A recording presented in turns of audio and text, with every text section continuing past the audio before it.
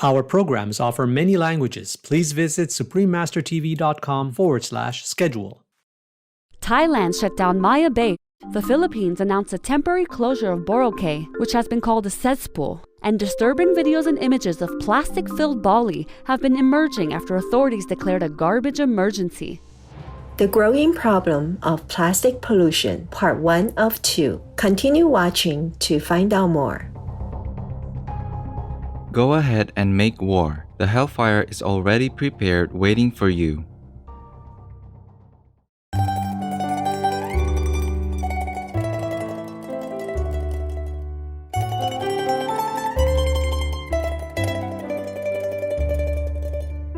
Kovalapa, munificent viewers. That means how are you in the Ladin language. My name is Elita. The Ladin people of northern Italy thank you for all your efforts to keep our environment clean.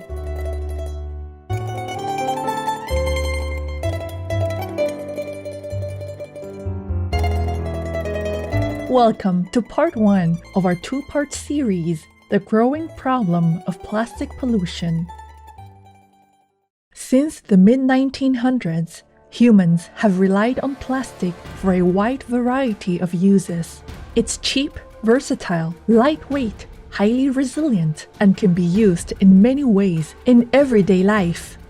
However, plastic has one major drawback.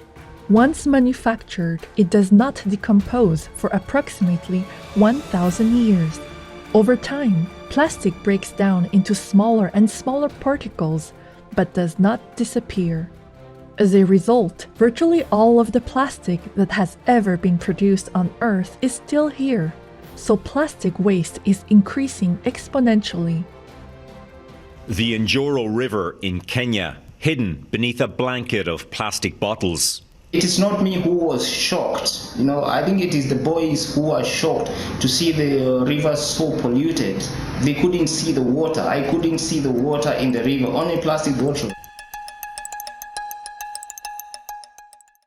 The United Nations Environment Programme, or UNEP, states that during the early 2000s, more plastic waste was generated in a single decade than in the previous 40 years combined. Currently, around the globe, more than 1 million plastic bottles are purchased every minute. In addition, approximately 5 trillion plastic bags are used each year. More than half of the plastic produced worldwide is for single-use items, which are used only once and then discarded as garbage. In fact, there are growing concerns that if we don't cut back on making plastic, our health and the planet's entire ecosystem could be at risk. Plastics and their chemicals, they're in the air, they're in our food, they're in our water. They found it on the highest mountain peaks and the deepest ocean trenches. I mean, it quite literally is everywhere. In recent decades, we've created a plastic world in which we live. Let's look at some of the types of plastics and learn how they're used. Polyethylene terephthalate, or PET, is one of the most common plastics. Light-weight and strong, PET is used to make polyester clothing, water bottles, and food containers.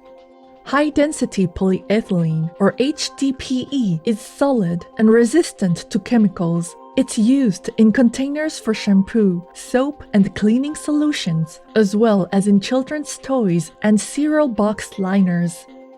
Polyvinyl chloride, or PVC or vinyl, is a rigid plastic that's resistant to weathering. It's used to make items for the construction industry, including water pipes, electrical conduits, and vinyl siding.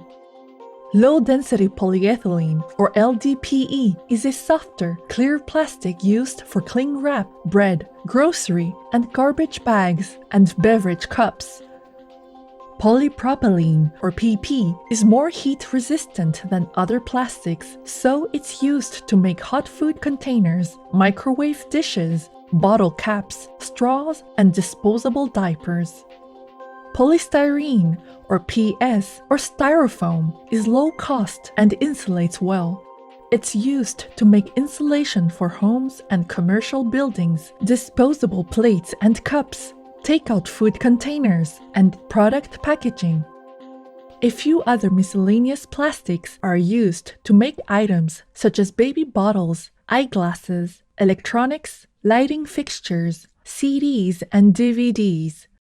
As you can see, plastic has become a significant part of our lives. We drive cars and live in houses that contain hundreds of kilograms of plastic. We wear plastic clothes, walk on plastic carpets, and consume food and drinks stored in plastic containers. Where does all this plastic end up? The UNEP states that, to date, more than 7 billion tons of plastic waste have been generated, but less than 10% of it is recycled. The remaining 90% ends up as garbage. In highly developed countries, plastic waste usually goes to landfills, but in developing nations, recycling and waste management facilities are limited, so plastic garbage is often dumped on open land where it can easily wash into nearby waterways and eventually end up in the ocean. This is becoming an immense problem around the world. Thailand shut down Maya Bay. The Philippines announced a temporary closure of Boracay, which has been called a cesspool, and disturbing videos and images of plastic-filled Bali have been emerging after authorities declared a garbage emergency.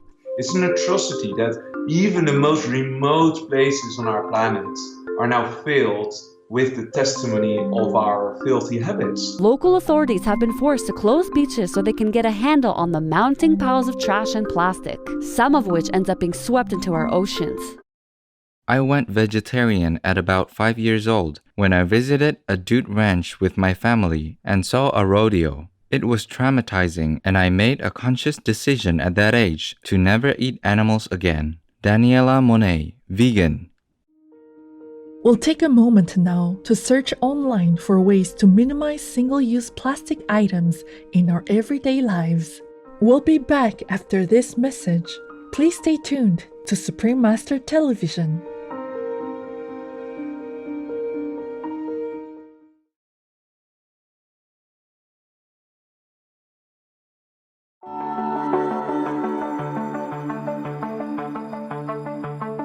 Welcome back to the growing problem of plastic pollution, part 1 of 2. Plastic waste is an ever-growing global problem, especially for our oceans.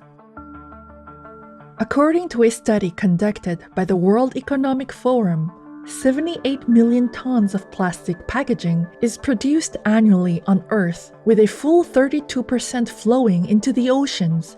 This is equivalent to dumping a garbage truck filled with plastic into the ocean every minute of every day. This waste ends up everywhere, floating on the surface, gathering in massive oceanic garbage patches, or lying on the ocean bottom many kilometers beneath the surface. The biggest problem is that plastic never goes away. It simply breaks down into smaller and smaller pieces called microplastics. These tiny plastic particles are now being ingested by virtually every species of animal people in the ocean, from whales to tiny zooplankton, threatening their health as well as their very existence. While numerous studies show how plastic waste damages animal people's health, only recently have scientists begun discovering its detrimental effects on human health.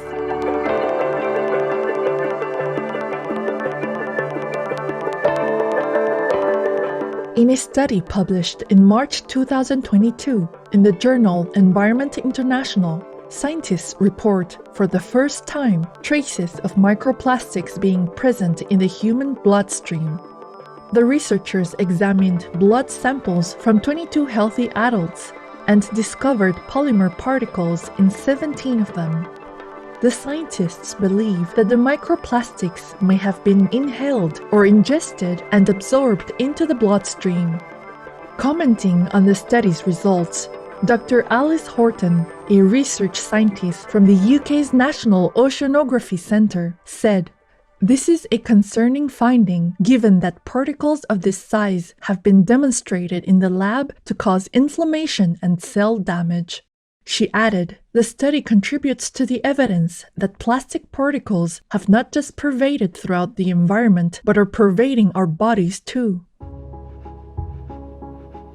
In another study published in the March 2022 issue of Science of the Total Environment, UK researchers reported finding microplastics in live lung tissue. In earlier studies, plastic particles have been found in the lung cells of cadavers, but this was the first time the pollutant was discovered in the tissue of live humans. Of the 13 lung tissue samples tested, scientists found microplastics in 11 of them. The lead author of the study, Dr. Laura Sadowski, says, lung airways are very narrow, so no one thought they could possibly get there, but they clearly have. She added, this data provides an important advance in the field of air pollution, microplastics, and human health.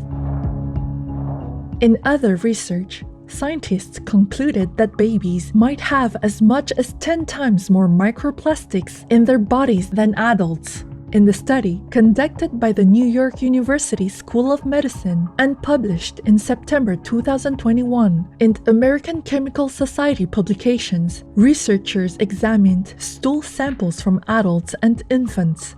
While microplastics were found in all of the samples, the babies' stools contained significantly higher concentrations. Researchers believe this could be because babies have greater exposure as they chew on plastic toys, suck on plastic dummies, and crawl on carpets that give off microplastics. Not only have microplastics been found in babies, but they have also recently been discovered in a human placenta.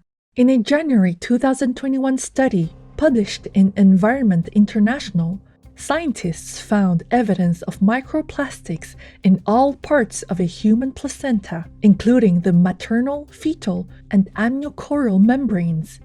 The researchers concluded, due to the crucial role of the placenta in supporting the fetus's development, the presence of exogenous and potentially harmful plastic particles is a matter of great concern.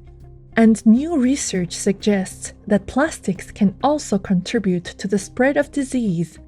In a study published in the April 2022 issue of Scientific Reports, scientists discovered that some disease-causing parasites commonly found only on land can adhere to microplastics. Scientists say that some disease-causing pathogens are able to hitch a ride on microplastics. The pathogens on these microplastics could wind up on beaches, causing a variety of ailments in people. These include gastrointestinal and neurological diseases. Researchers gained new understanding on how parasites are able to stick to plastic surfaces. The study found that at least 3 disease-causing parasites that can infect both humans and animal people can now travel around the globe riding on plastic. They say microplastics could carry disease-causing pathogens much farther than they originally would travel, and that could bring diseases far and wide. Many thanks to the diligent scientists who provide us with insights into the wide-ranging dangers of plastic pollution. May you be blessed for your noble work. No to vegan, 'cause you want to be dead meat. Precious viewers, thank you for your company today. Please join us again on Monday, September 26th for the concluding episode of this series. Please stay tuned to Supreme Master Television for an inspiring tale of love for others, Sister Trish Franklin. Up next, right after noteworthy news. May you be blessed by the divine for sharing your time, money, and love to help others in need. Our programs offer many languages. Please visit suprememastertv.com/schedule and suprememastertv.com/PE. Nos programmes offrent plusieurs langues. Veuillez visiter suprememastertv.com/schedule et suprememastertv.com/PE. Nuestros programas ofrecen varios idiomas. Visiten suprememastertv.com/schedule y suprememastertv.com/PE. ਸਾਡੇ programme ਪੇਸ਼ ਕਰਦੇ ਹਨ ਅਨੇਕ ਭਾਸ਼ਾਵਾਂ। ਕਿਰਪਾ ਦੇਖੋ suprememastertv.com/schedule ਅਤੇ suprememastertv.com/PE